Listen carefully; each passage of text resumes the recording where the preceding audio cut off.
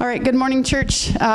We recently had the opportunity to go on a missions trip to Honduras, and it was actually a veterinary trip. My daughter's in veterinarian school. She has completed 2 years at SDSU, and she's got 2 more years now at the U of M. And so we traveled through CVM, Christian Veterinary Missions. It's kind of like an FFA chapter, if you can relate that to. So that's what they have up at Brookings, and so that's how she found out about the trip, and it really truly was a great experience. This trip for me is one like I've never been on before. As most of you know, I've helped lead the youth on some AIM trips. We were in Estonia 8 years ago.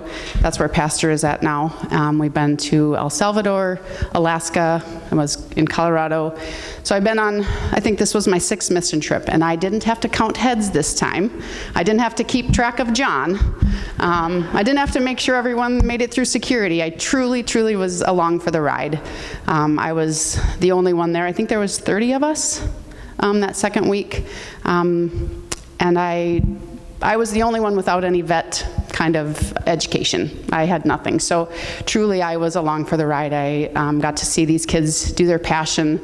And just, I did a lot of prayer walks. I'd pray for their safety, pray that, hearts were touched and salvation decisions were made. And one of the prayer walks that I did that sticks out to me is we worked under these tents, as you'll see in the pictures coming up, and it was hot. It was hot and humid down there, and there was absolutely no breeze one day, and it was just so hot.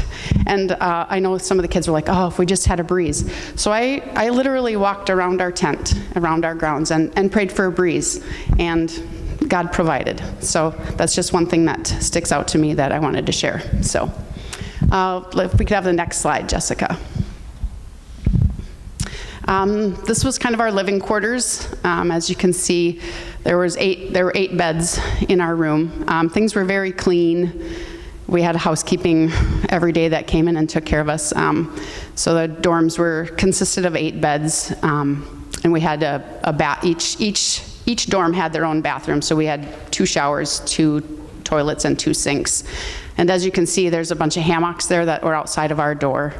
Outside of our dorms that we spent a lot of time in the afternoons. And I'm not sure if you can see the volleyball court there. There's a volleyball net. My red light's not working.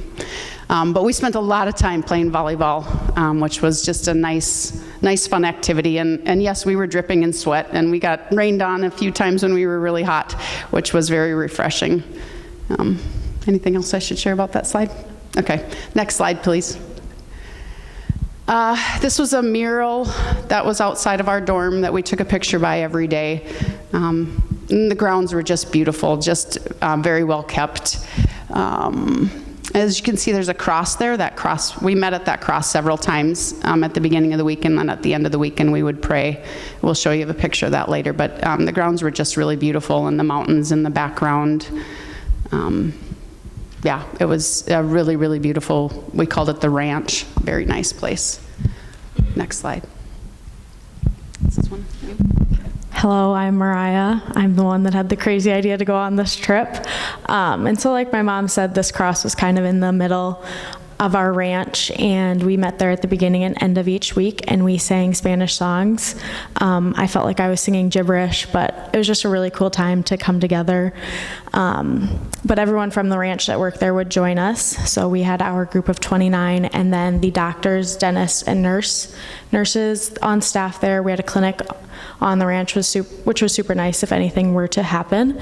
And then the cleaning ladies, the cooks would come. We had great food, and like my mom said, the campus was very clean the entire time we were there.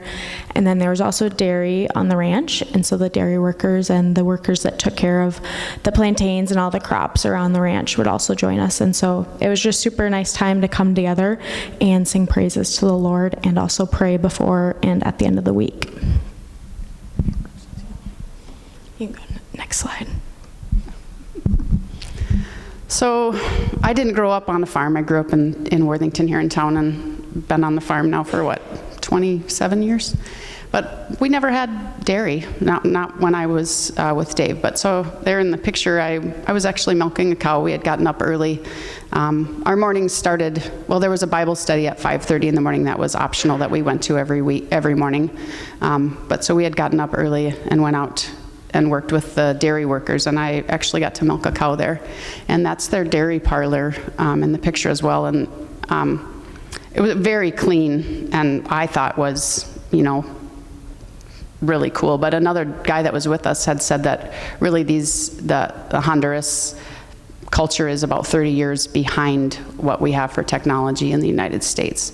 So they did produce a lot of milk, and it was fascinating to see, but just to know that they're like 30 years behind us in technology is, and we stopped one day to use the restroom at a clinic, and while the clinic was really outdated as well, I would say they were probably 50 years behind in technology in their clinic for humans. That was, okay, next slide. So each morning we would load up on these land cruisers. This particular day we were going up into the mountains. I think we had like a 2.5-hour drive up into the mountains, and so we piled 9 people into these land cruisers. But they carried the meds, they carried the food, the tents, and the drapes and everything. But yeah, we packed into these cruisers, and they were hot, but boy did we do a lot of laughing and a lot of sharing in the cruisers.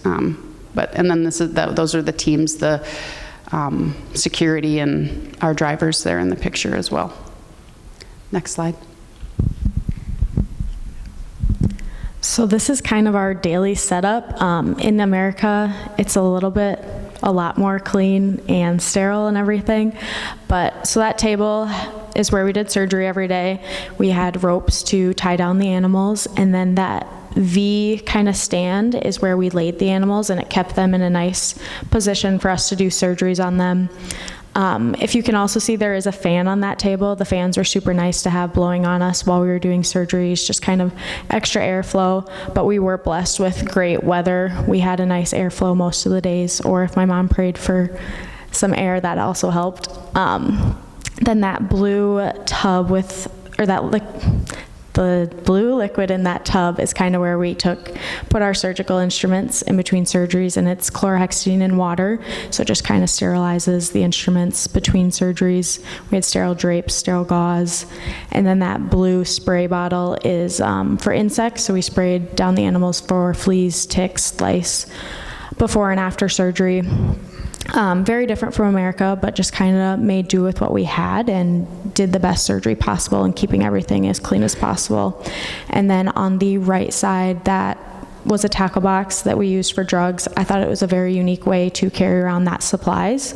So we had antibiotics, our meds to put them to sleep while we did surgery, scalpel blades, tissue glue, eye lube, all the drugs that we needed to have successful surgeries. You can go next slide. So these were the tents that we would set up each day and work under. And those were the things I would walk around and just pray for things each day. Also, the meals that we were fed, very good. We ate a lot of rice and beans and chicken. And I think we have, and lots of eggs. We didn't eat eggs for a while after we came home.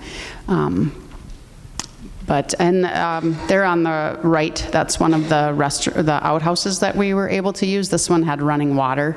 Most of the times there would be a bucket outside the bathroom where you'd grab a bucket and flush. And in this particular one, the place that we went, I think the families had to pay 50 cents to get onto the list to have their cat spayed or neutered. And then if they actually showed up, they'd pay $1. And they kept this as a community fund. And so they were able to have a nice restroom for the community to use, or they would pile that money together. And I think, wow, 50 cents and $1? I mean, what you pay to have your cat neutered or spayed in the United States. But just something unique, and that was the only community that did that. But that was definitely a very nice restroom we were able to use through the week. Next slide. So I apologize, I didn't warn any of you. There are some surgery photos and a little bit of blood. But this is kind of what our surgery looked like. Very, very different.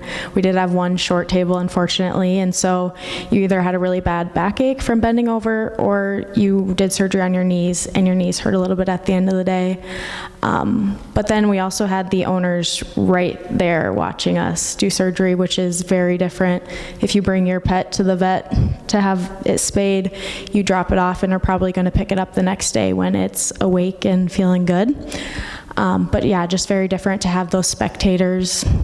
We were fortunate to have a very successful 2 weeks of surgery. We did lose one animal, and we had one animal, we lost its heartbeat 2 times on the table, but we were able to get it back and save that animal. And all of the vets just said that it was a complete miracle, because usually when they lose the heartbeat, that they don't come back from that. And so that happened not once but twice to that particular dog.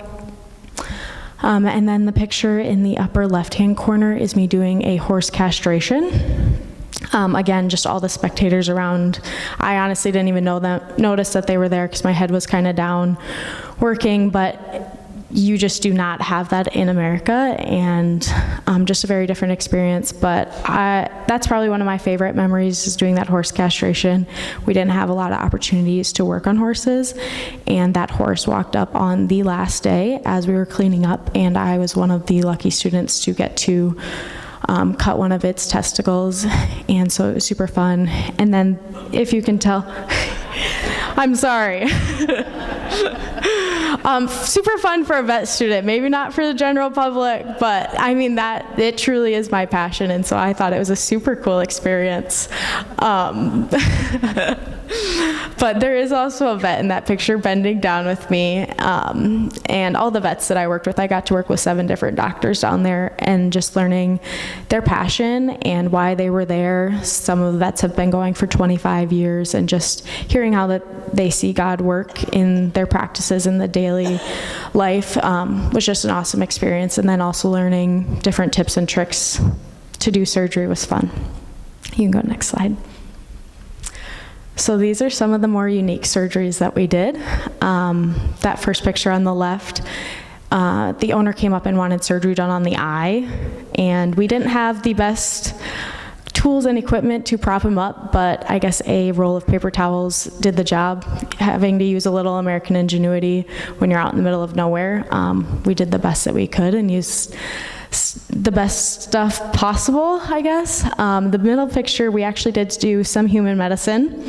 The vet ended up cutting open his finger a little bit while helping a student do a horse castration, and so we had to sew him up. His finger was doing great by the end of the week.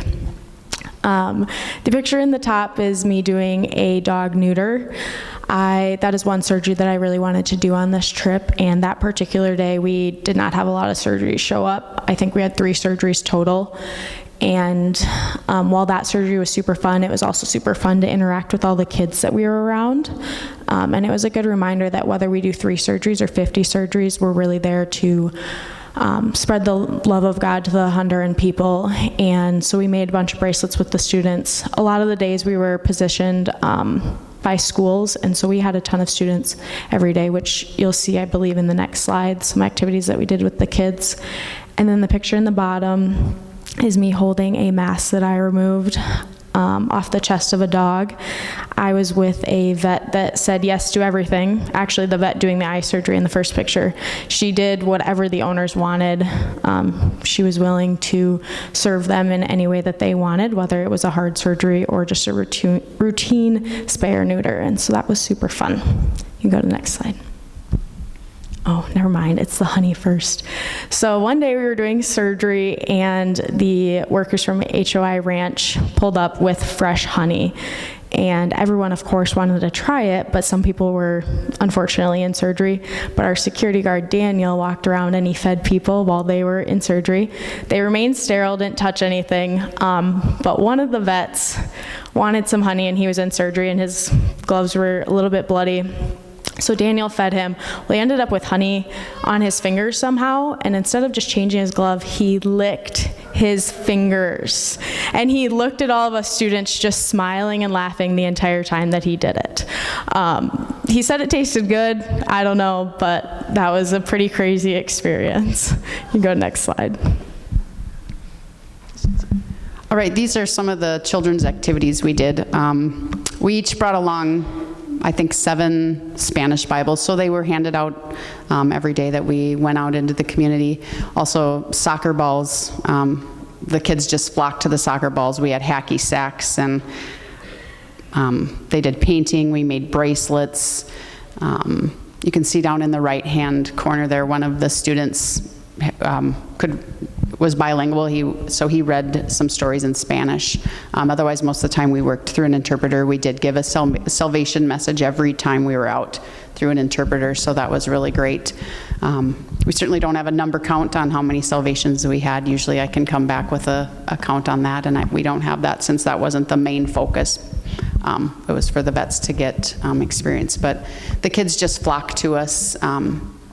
And yeah, one of the days there were no animals that showed up. So it truly was, just getting in with the kids and playing with them. And yeah, no cultural divide there, just playing and sharing God's love. Next slide. So this was some of the food that we ate very well, 3 meals a day, probably more than I eat when I'm back at home. But like I said, we did eat a lot of chicken, rice, beans. The avocados were amazing. Mangoes were so good. Yeah, we were very fortunate. The staff at the ranch was really good. So, anything else on the food? Okay, next slide. Whoop. Can you go back a few, Jessica? Yep, that one. So this was the food hall that we ate in every day, also where we gathered every night. And like I said, we did gather in the morning too. That was optional. What we did in the mornings at 5:30 was very similar to what Pastor Scott does on Wednesday nights. I think the first week the kids went through 1 John, and the second week we went through 2 John. But it was just fun with the smaller group to share. As small groups are. Smaller groups, there's just something to be said about our small groups. But this was at night. Each night we got together, we sang worship songs. And then each of the vets took a turn and shared their testimony. And I just think that is just so valuable for these younger students to hear that, things don't always go the way you plan them to go. And you you hit barricades and closed doors.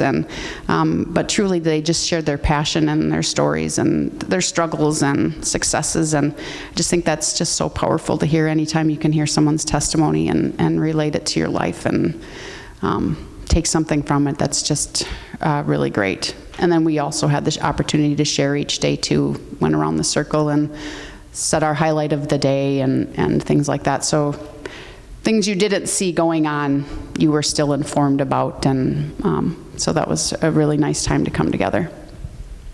Next slide. So these are some fun photos.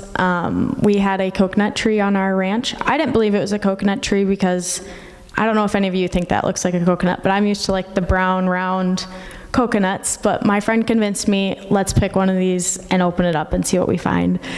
And sure enough, we opened it. It took a while, but we got it down to the round ball that you're used to seeing, and there was coconut water and coconut inside.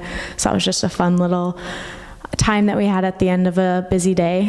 And then for our fun day, we got to go to the ocean. I was told that it was an 1.5-hour drive, but it ended up being a 3-hour drive, and our van did not have very good air condition. But it was still a good time to just talk with the team members and stuff. And we also got to ride a banana boat up and down the shoreline, and so that was cool to see the mountains and just the houses that are along the shoreline, very different from here in America.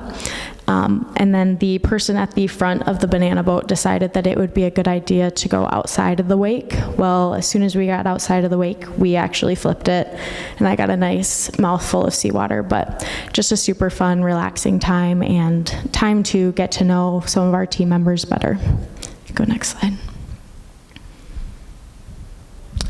So this was Sunday. We actually got to go to church down in Honduras if you stayed for 2 weeks. So the building on the right side is their church. They have their windows and doors open at all times, and then they have multiple fans blowing on the congregation. It was very, very loud. Their speaker system is great, and then the pastor also speaks very passionately and very loudly.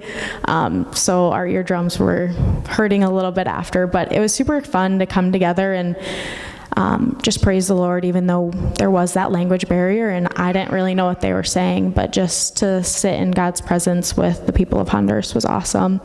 And we also got to come forward and sing 2 Spanish songs, and then we also called the kids forward and read them a Spanish story out of the Bible and gave them bracelets. You can go next slide. So this is some of the cultural pictures. Numerous times there were cattle, cows walking across the road, and we literally had to stop for them. Be 7, 8 of them just walking across the road, and you just stop. It's crazy because all of everything here is penned up, and then you can see all the electrical wires up there. I have no idea how they would fix anything if they had a power outage or what. And some of those other pictures are just what you see as you're driving through the towns and the communities. Just a totally different way of life than what we see here in America. So next slide, please. So before we went out and did surgery, some of the days we went and did like little field trips. And so this day we went and visited the plantain farm for the HOI ranch. And we ate our fair amount of plantains. My favorite way to eat them is when they're in like little chips, kind of like potato chips. I told myself they were healthier than potato chips though, so that's great.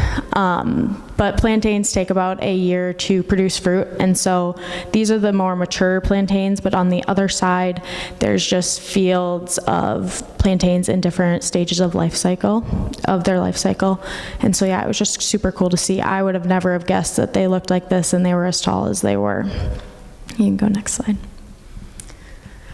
Another day, one of our field trips was going to visit the school, and so this school in particular teaches the students Spanish and English. It is K through 9th grade, and there are about 250 students there, and they are at max capacity. There's actually a waiting list to get into this school. And all of these kids that go to school here are sponsored by people on the ranch or by U.S. citizens.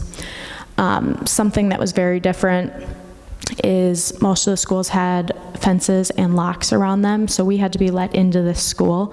And this school actually has 2 parts. So on one side of the road, it's K through 5th grade, and then if you cross that bridge, you enter the 6th through 9th grade on the other side of the road. And so that just kind of limits the amount of unlocking gates and having to walk across a busy street to get to the other side. And then the top left-hand corner is a mural that the school had. It says, of course I'm getting nervous today, "Whoever does not love does not know God, because God is love." And I thought that this was just a super nice mural to have in the school for the kids. And while we were waiting for some people to use the restroom, there was a student that came out and started playing soccer with our team members. And it was just a good reminder of we are here to show God's love to these kids, and the joy that he had when we gave him the soccer ball at the end of our little play date was just super awesome to see. Next slide. All right, this is definitely the highlight of my week. As you can see, I got to actually do surgery with Mariah, which I'm sure that would never happen in the United States. So I actually got to glove in. I cut the uterus. Is that what you would say? Yep, I cut the uterus, and so that I think that is officially part of surgery. So I am now a vet, maybe? Funny story to this is, I'm not sure how many of you know much about being sterile, but I gloved up and I was, all ready to go, and I'm like, oh my gosh, we gotta have a picture of this. I stick my hand in the pocket and pulled my phone out with my gloved up hand. So I wasn't super sterile, but I didn't use my left hand in the surgery. I used my right. But just, being able to be with Mariah and be alongside of her in her passion. Certainly something I'm never going to get to experience in the United States, and it was just a really, really cool experience. Definitely the highlight of my trip. Next slide, please. While doing surgery with my mom was obviously a highlight of my trip as well. I think the coolest part about being in Honduras and serving the people down there was the faith that they showed us and the trust that they put in us to take care of their animals. I mean, many of you have pets, and I'm sure they're family members, and it's the same down there. They're like family members, and a lot of them are actually guard dogs, and so they guard the house or guard the livestock, and so these are valued members of the family. And people would pull up to strangers under 2 tents on the side of the road or at a gas station that they could not communicate with, and they would gladly hand over their animal and allow us to do surgery.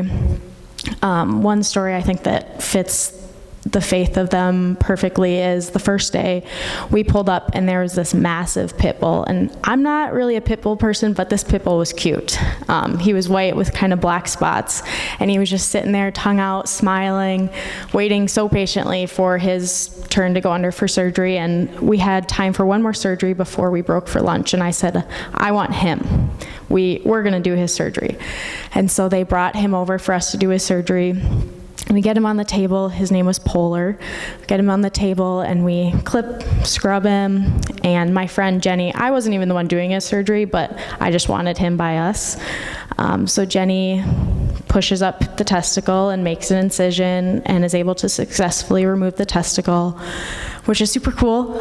And then the vet tells her, okay, now push the second testicle up into the same incision and remove it. And Jenny's she's struggling more than you should. And the vet is like, did anybody make sure this dog has 2 testicles? And we all go, no. And so then the vet goes and kind of feels around, and he also can't find it. And so he goes, Mariah, you picked a cryptorchid male. And what a cryptorchid male is, it occurs when the testicles do not descend into the scrotum correctly. And so basically one of his testicles was still in his abdomen. And the vet said, well, I guess we're going on a fishing expedition. We had to cut into Polar's abdomen to find the second testicle. And so we were able to successfully locate it and remove it. But the whole time we were doing this, the owners were sitting there and watching us. And while they thought they were going home with a small incision on the scrotum, they went home with a large incision on the abdomen, and they didn't question it. They just stood there smiling. They were happy we were doing our job. Polar woke up very well, and they drove away, and Polar was sitting smiling in the back like nothing ever happened. And I think just seeing their faith and trust that they put in us to do our job, I think it was kind of childlike. So Matthew 18:3, truly I tell you, unless you change and become like little children, you will never enter the kingdom of heaven. And I actually snapped this picture on the second day, but I thought that it was just a super good depiction of this verse of a childlike faith with these little boys. They sat with this dog the entire day, waited for her to get her surgery, and then ran home to get a wheelbarrow to wheel her home at the end of the day. And I think it's just a good reminder that while God is working in our life or doing surgery on our life, we need to trust that His plan is bigger than ours, and He is making the right cuts, and at the end of the day, everything's going to turn out okay. You can go next slide. So I started this mission trip with the verse 1 Peter 4:10. Each of you should use whatever gift you have received to serve others as faithful stewards of God's grace in its various forms. These are the stats that we had throughout the 2 weeks. So we treated a total of 302 animals, and whether it was a spay, neuter, castration, deworming, being able to use my gift of veterinary medicine to serve the people of Honduras was a super awesome experience. You can go next slide. While we were in Honduras, one of the vets wanted us to pick a life verse, just a verse that kind of explains a time in your life, a certain period, or your entire life, and I came up with the verse Jeremiah 29:11, "For I know the plans I have for you, declares the Lord, plans to prosper you and not to harm you, plans to give you hope and a future." This is a verse that I fell asleep to above my head while I lived at home during high school. And for me in this trip, I saw God's plans work so well together. For anybody that's been on a missions trip, I'm sure you know that the preparation doesn't start the day you leave, it starts months before. And so for me, it started when I signed up. I invited my mom, and she said, "Oh, Mariah, El Salvador was so hot. I don't know if I can do it again." I don't know if the weather is a reason to say no to God's calling, but I said, okay. And then I asked her again, and she said, "Well, Jesse has baseball. That'll be baseball sections. I can't do it." I said, okay. Then I asked her again, "Oh, I'm going to actually plan my entire own mission trip, Mariah, and go somewhere else." But that too fell through. God closed the door on that as well. And so she said, "Mariah, are there any spots left?" And I said, "Well, I'll ask." And there was one spot left for the second week of this mission trip. And so she signed up. And when she signed up, I was excited my mom was going to be there the second week, but I didn't realize the impact that it would have until we found out that my grandma did not have a lot of time left and that she would probably pass while I was on my mission trip. The biggest thing for me in that was that I wasn't going to have that family time, that I was going to be gone and I wasn't going to have that comfort. But knowing that my mom was coming the second week helped a lot. And I was fortunate enough to be there when she did pass. But I still was like, there's no way I'm going to make it for the wake and funeral. I leave in 3 days. But God moved things around again, and we got the wake planned Thursday and the funeral Friday. But I was supposed to leave Friday morning. Well, my friend that was driving me up texted me and said, "Mariah, I'm working a shoot job Friday morning. We're going to leave Friday afternoon."